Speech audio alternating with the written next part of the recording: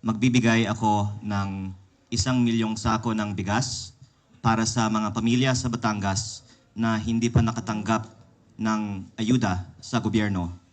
At ito po ay ginagawa ko naman noon pa sa aking distrito, pero ngayon magbibigay ako ng bigas para sa buong Batangas. Lalong-lalo po dahil ikinalulungkot ko na noong April 24, inanunsyo ni Pangulong Bongbong Marcos na bawat barangay makikinabang sa pondo ng national government. Dapat lahat ng barangays ay nabigyan na ng bigas, pero sa aking distrito may schedule para lahat ng barangays ay mabigyan, at ang ibang mga barangays dapat kahapon ay nabigyan ng bigas, pero biglang na-cancel ang delivery ng bigas. Meron na nga pong stub na nakalagay May 21, 10 a.m. sa Nasugbu Gymnasium. Ihahatid ang bigas. Pero the night before, sinabihan ang Liga ng Barangay ng Nasugbu na hindi natuloy ang schedule at maghintay na lang sila para sa bagong schedule. Pero itong mga hindi nabigyan ng bigas ay kabilang sa 84 barangays na hindi din nabigyan ng financial assistance sa ilalim ng Bawat Bayan Makikinabang Program noong April 24 visit ni Pangulong Marcos sa Batangas City. At ang testimonya ng mga barangay captains ay kumpleto ang kanilang isinumite sa mga group chat ng mga barangay captains. Acknowledge naman na kumpleto ang kanilang isinumite, pero hindi sila inimbita. Ang iba pa nga ay sinabihan na hindi sila isasama dahil sa umano'y tampururot. Pero yan ay kwento ko na rin na po noon.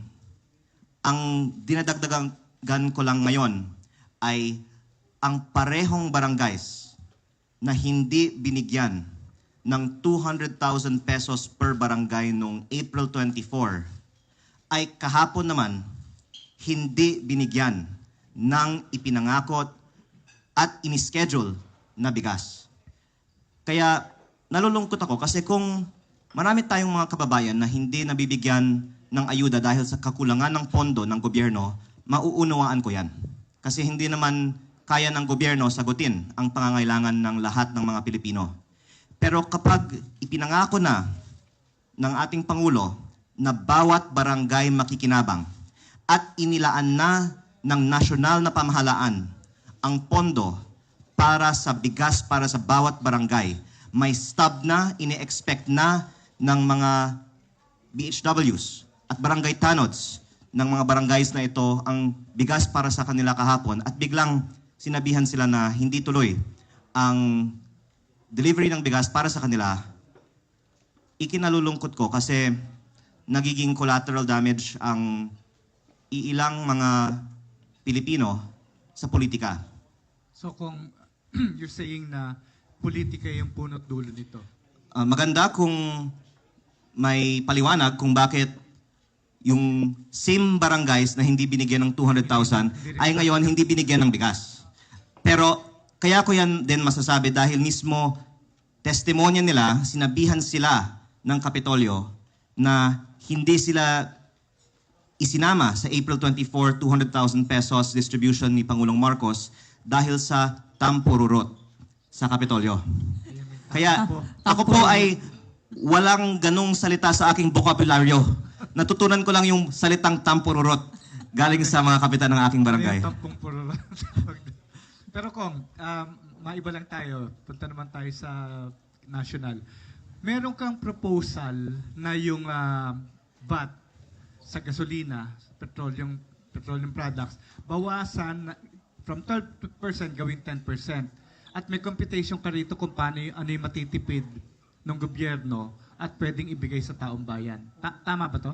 Opo. At yung computation mo rito, magkano yung matitipid? Kaduktong po ang aking advokasya para ibaba ang VAT at ang mga issue na nakikita ko sa ayuda. Kasi kaya nila sinasabi hindi natin dapat ibaba ang buwis dahil mas maganda daw ang targeted na ayuda para sa mga nangangailangan. Pero I will answer your point directly after this, but I just wanted to lay out that ang problema sa targeted ayuda, ang mga politiko ang nagta-target. Tapos, pinapapila pa ang mga tao. Tapos may administrative cost pa. Sa napakalaking inefficiency sa targeting ng ayuda, mas mabuti na lang bawasan ang ayuda at bawasan na lang ang VAT.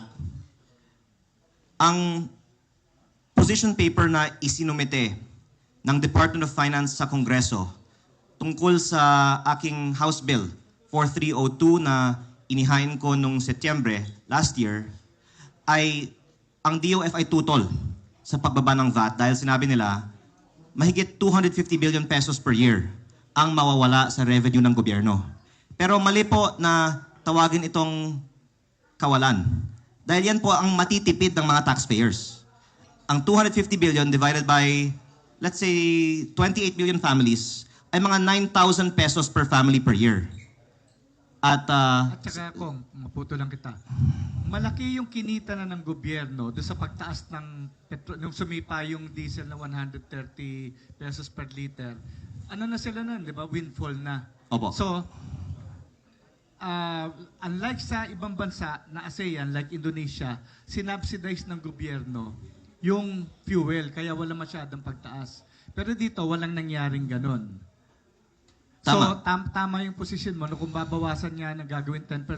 Yung sa 2 billion na yon na matitipid, pwedeng ibigay sa taong bayan at tipid sa taxpayer, sa mga bumibili ng gasolina. tama po. At ang Pilipinas nga ang may pinakamataas na presyo ng langis sa ating mga comparable ASEAN countries at yun ay sa kadahilanan na sa ibang bansa may subsidiya, dito pinapatawan pa ng buwis. At ang sagot nga ng iba ay mas maganda, may targeted ayuda kaysa sa buwis. Pero nung committee hearings naman, sinabi ng lahat ng mga representante ng mga transport sector groups na mas gusto na lang nila ibaba ang buwis, isuspende ang fuel excise tax kaysa pumila pa ang mga tricycle drivers para sa 5,000 pesos na hanggang ngayon, marami pang mga tricycle drivers ay hindi nabigyan ng 5,000 pesos at ang iba nga ay na-report na namatay. Yung fuel excise tax, ito yung 6% na excise tax. Iba-iba po. Kung hindi po ako nagkakamali, iba yung fuel excise tax sa diesel, sa gasolina, kerosene at LPG. At ang ikinalulungkot ko din ay minadali ang pag-aproba ng Kongreso ng fuel excise tax noong Marso, tapos hindi naman ginamit ang kapangyarihan ito nung ipinasa na itong batas. Kaya nung isang araw din, nagpanukala ako sa Kongreso na sa Kalinga Act, hindi lang bigyan ang Pangulo ng kapangyarihan na isuspende ang VAT sa langis, kung hindi din gawing automatic na pag-aproba nitong batas at i-activate ang national emergency sa enerhiya, isuspindi na ang VAT sa langis. At tulad po ng nabanggit ninyo, kayang-kayang ito dahil kumita na ang gobyerno sa mas mataas na presyo ng langis. May windfall na nga tayo, pero sinasabi nga nila, doon na lang sa ayuda natin gamitin ang windfall. Ang sabi naman ng mga transport sector groups, mas maganda, ibaba na lang ang VAT kasi meron naman na nga tayong windfall. So nasa na po ngayon, Kong, ano na status ngayon yung proposal na yan? Ipinasa ng Kongreso ang Kalinga Act on second reading nung isang araw with it being authorizing the President to suspend it. At sana kapag may kapangyarihan na ang Pangulo para isuspende ang buwis, gagamitin ito. Ngunit, actually kung pwede kong banggitin ito ngayon, sinabihan ako na pag i-amendahan ng batas para automatic ang suspension ng VAT, baka hindi na aaprubahan ng ehekutibo ang paggamit ng emergency powers sa batas. Baka hindi napapasa yung batas. Ibig sabihin, sa palagay ng mga nasa Kongreso, hindi din naman gagamitin ang kapangyarihan para isuspindi ang tax. Eh di ang tanong ko, bakit tayo pumapasa ng batas na nagbibigay ng kapangyarihan para isuspindi ang tax na alam naman natin ay most likely hindi isususpindi? Dapat maging matapat na lang tayo sa taong bayan, isususpendi ba natin o hindi? Huwag natin paasahan ang ating mga kababayan tulad ng nangyari sa fuel excise tax na may kapangyarihan para isuspendi tapos hindi ginamit. So kung gano'n ang mangyayari, di parang baliwala din yun, Kong? Marami namang ibang mga benefits ang newly passed Kalinga Act, pero ang pinaka-importante sa akin ay yung pagbaba ng buwis dahil nga magtaas kamay tayo dito. Sino dito ang nakatanggap na ng ayuda galing sa gobyerno? Baka wala dito sa kwartong ito. Eh magtaas naman tayo ng kamay. Sinong nagbabayad ng VAT? Lahat, di ba? Kaya kahit na ang daming mga benepisyo sa mga bagong batas na ito, eh kung puro ayuda naman na hindi natatanggap ng karamihan ng mga Pilipino, mas nakakasama pa ang gobyerno sa panahon ng krisis dahil tayo ay nagbabayad ng mas mataas pang VAT sa langis. Oo. At ginagamit sa pamumulitika na supposedly ibibigay sa taong bayan, iniipit para magamit sa politika. Tama po. At nalulungkot nga ako na April 24, dumalo si Pangulong Marcos sa Batangas para ipangako ang bawat barangay makikinabang at baka hindi niya alam kung ano ang ginagawa ng mga tauhan na inatasan niya sa Batangas. Pero kahapon po, itinakda dapat dumating ang bigas, pero sinabihan ang mga functionaries ng mga barangays sa distrito ko na hindi na ito dadating. At nalungkot ako kaya actually nagsimula na po kami mamigay ng bigas earlier this week pa. At tuloy-tuloy namin gagawin ito hanggat makumpleto natin ang nabanggit kong 1 milyong sako ng bigas. Ang layunin ko ay sana makonsensya din ang mga politiko na wag nang pagkaitan ang ating mga kababayan sa ayuda dahil hindi naman ito sarili nilang pera. At ang talagang I think very, very depressing thing is yung practice na ito na may ayuda na nga na pinopondohan ng mga taxpayers na hindi pa ipinamimigay sa mga tao dahil sa politika sa probinsya. Hindi lang po ito siguro sa Batangas, siguro po sa buong bansa. At ito nga ay dahilan kung bakit hindi dapat maging pangunahing solusyon ng gobyerno sa oil crisis ang ayuda. Dahil hindi perpekto ang sistema ng ayuda. Kung hindi man ito perpekto, ibaba na lang natin ang buwis. Wala ako isa pang singit. Yung tungkol sa political dynasty. Medyo mainit ka rin dito doon sa political dynasty. Actually, ano?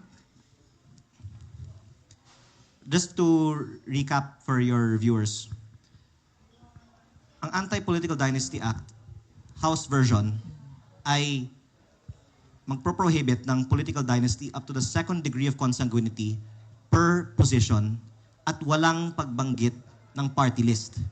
Kaya naghain ako ng 2 amendment.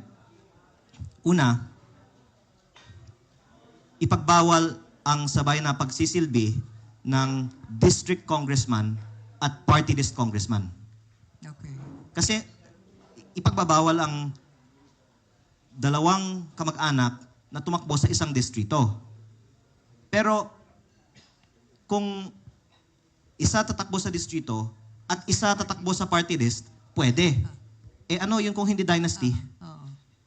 Eh nagkataon, iniiwasan yung mga prohibitions na tatama sa maraming mga gumagawa nitong batas. Kaya saludo ako sa dapat isa lang na People's Initiative para sa mas mahigpit na Anti-Political Dynasty Act.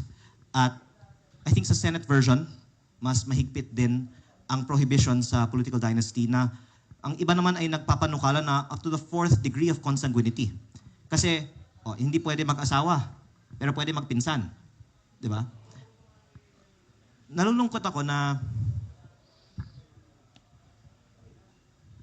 ang lumalabas din ay maganda na inaprubahan na ang Anti-Political Dynasty Bill, kahit na ayon sa mga kasamahan ko sa Kongreso, ito ay Dynasty Bill at hindi Anti-Dynasty Bill.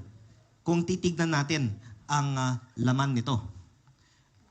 Ganon din, inaprubahan ang Kalinga Act na magbibigay ng kapangyarihan para isuspindi ang VAT sa langis. Pero hindi pa isinususpindi ang VAT sa langis. At nung nagtatayo naman ako sa Kongreso para hindi lang bumatikos, kung hindi mag-propose ng amendment, biglang pinapatay nila yung debate at ayaw nila man lang ng nominal voting. Kung Mia Layagin po from Your TV News, balikan ko po yung sa ipapamahagi yung 1 million sacks ng bigas. So para po sa mga gustong mag-avail nito or sinong gusto makakuha, paano po nila ito makukuha? Saan sila lalapit? Directly from your office po ba o sa mga barangay na po nila? Basta po, nasa Batangas ka, dapat makarating ang bigas. Ngunit ang pinaka mabilis na channel para sa distribution ng bigas ay mga LGUs, mayor hanggang kapitan. Kaya sa aking distrito, madalas na po namin na i-distribute ang bigas through the barangays. So para sa mga barangays sa ibang mga distrito, maghihintay na lang po kami para sa coordination namin sa mga barangays and LGUs. Magandang umaga, kabayang Congressman Leandro Libiste. Ang Batangas po ay 6 na distrito. Doon po sa 6 na distrito, ilan po dito ang hindi nabigyan ng Kapitolyo ng sinasabing ayudang bigas? Yung ayudang bigas ay ipinamamahagi pa ng Kapitolyo ngayon. Kaya hindi ko po masasabi ilan ang hindi pa nabigyan ng bigas sa kabuuan. Pero una kong sasabihin, yung 200,000 na ipinangako ni Pangulong Marcos noong April 24 ay para sa bawat barangay, ay pinost po sa page ni ES Ralph Recto, mga 100 or so barangays hindi nabigyan. Of which 84 ay galing sa Nasugbu at Taal sa aking distrito. At yung ibang mga barangays hindi nabigyan dahil hindi kompleto ang mga papel. Pero ang Nasugbu at Taal, wala namang ibang isinumite o karagdagang isinumite mula sa April 24 hanggang sa nakuha nila ang mga tseke galing sa Malacanang at ang mismong mga tseke para sa Nasugbu ay may petsa April 22. Ibig sabihin handa na nung April 24 ang mga tseke para sa kanila. Pero pagkatapos lang tayo nagreklamo na hindi ibinibigay yung ayuda para sa kanila, ibinigay ang ayuda para sa kanila. Kaya yung 84 yung pinapokus ko kasi yun yung may mga pruweba na may diskriminasyon sa ayuda na sana sila po mismo ang pwedeng mag-testify. Pero sa bigas naman, yung 84 din ay hindi pa nabigyan ng bigas. At this is even if nabigyan sila ng stub at schedule na nakalagay April 21, darating sa kanilang gymnasium ang bigas at sinabihan sila na i-reschedule ito ng walang paniwanag at maghintay na lang. At kunento nga ng ibang mga opisyal ng mga barangays na ito sa akin na actually kaya hindi sila nagrereklamo kasi hindi lang naman ngayon ganun. Palagi naman sila huli na sila ay parang pinaparusahan sa pag-aantala ng kanilang ayuda dahil sa anumang issue sa politika. At nalulungkot ako na parang sa akin, shocking ito, pero sa mga tao sa probinsya, normal na normal. At sana hindi na ito maging normal kapag mabuksan natin ang mga issue na ito sa national kasi mukhang hindi lang ito ba naman Batangas issue. Nationwide po ang discrimination sa ayuda. Ito po mga illegal dumping. Totoo ba na Executive Secretary Resto at Congresswoman Jodo ay isang protector sa mga nasabing dumping yan sa Batangas? Mag-iingat ako sa aking sagot kasi kahit na bulletproof ang kotse ko, baka pag sakay ko, pagbaba ko, may mangyayari pa sa akin. Pero ang pahayag ni former Mataas na Kahoy Batangas Mayor J. Manalo Ilagan ay sumusuporta sa inyong tanong na kaya daw, ayon kay former Mataas na Kahoy Mayor J. Manalo Ilagan, ang pangalan ng STL operator ng Batangas ay Refresh Gaming dahil ang nasa likod nito ay Recto at Garjola. Ayon kay former Mayor Ilagan. At ang mga politiko, pati na rin ang mga pulis sa iba't ibang mga bayan ng Batangas ay maaaring tumestigo na meron second table o bookies sa STL sa Batangas. Ibig sabihin, hindi inire-remit sa gobyerno ng buo ang dapat na i-remit sa STL ng Refresh Gaming at hindi ito mangyayari kung hindi sa proteksyon umano ng mga mataas na opisyal. At ang isa pa sa mga nakakausap ng ibang mga politiko sa Batangas ay ang kasalukuyang Vice Mayor ng San Juan, Batangas, si Anthony Marasigan, na kilala ding kaalyado ni Recto at Garjola. Kaya nga daw, ayon kay Mayor Ilagan, ang pangalan ng kumpanya ay Refresh Gaming. Pero muli, wag niyo akong balikan please dahil sa mga pahayag ko dahil inuulat ko lang naman po ang sinasabi ng mga iba. Kasi hindi man ako marunong mag-STL. Hindi ko naman alam yung mga STL na yan. Pero ikinalulungkot ko lang na ang daming mga nangyayari sa probinsya na hindi lumalabas sa media. Kaya ako po ay nagbibigay lang ng boses, I could say, para sa mga kababayan ko na walang access sa social media tulad ko. Bakit, dagdag ko lang, bakit hindi ka, sa palagay mo, bakit hindi lumalabas sa media? Marami mga problema na mga katulad ng nabanggit nyo, pero hindi kanyo lumalabas sa media. Nahuhod ng, hindi pinapansin ng media or hindi ganun ka-interesante ang media? Pwede kong siguro tanungin kayo, ma'am. Bakit? Pero, siyempre, pag mataas na tao ang tinatamaan, lalong dapat newsworthy yan, di ba? Yes. Pero, marami din sigurong mga pwersa ang mga matataas na tao para pagtakpan ang katotohanan. Alam naman natin yan. Yes. Pala, 33 ka ngayon. Sa 2020, 35, minimum age ng senador. Pwede na. Opo, pero hindi ko, Minimum age. pero wala naman po akong tiyak na plano sa ngayon. Nilabas ko din yung allegation na ang mga miyembro ng Kongreso in some cases ay nabigyan ng additional MOOE kung sila ay sumusuporta sa mga inirekomendang posisyon sa mga issue. At alam mo, natatawa ako na dinideny ng mga kasamahan ko na may ganun. Pero may budget naman talaga para sa MOOE sa halaga ng 18.58 billion pesos. Divided by 318 congressmen, that's 58 million pesos. Pero ang basic MOOE lang ng mga opisina ng congressman ay mga 20 million pesos. Kaya malaki ang natitira sa MOOE. At may mga nakatanggap talaga ng Easter break bonus nung March 18, tapos nung Christmas bonus, nung Undas break bonus. So, una, hindi dapat itago ito. Pangalawa, hindi dapat magsinungaling. At that's one of the other reasons why nalulungkot ako pag nasa kongreso ako kasi